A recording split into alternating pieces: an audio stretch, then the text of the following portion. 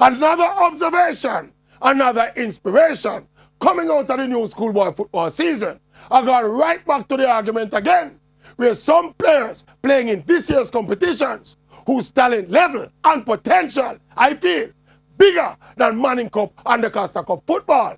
In the wider scheme of things, players like Tyreek McGee of Jamaica College, players like Fabian Grant, Javane Brown from Kingston College, Demar James from States, just to name a few. These are 18 and 19-year-old players who, to my mind, have the quality that puts them beyond schoolboy football.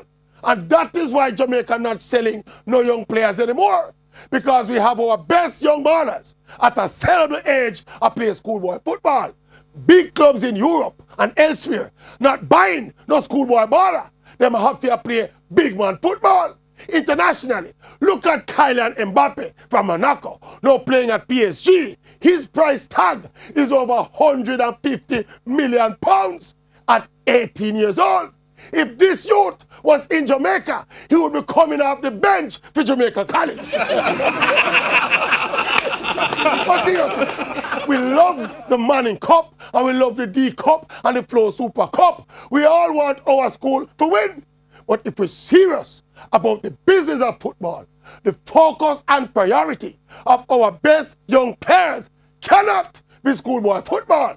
If they wait till them leave school to start focusing on big man football, it will be too late. The opportunity would have gone through the gate.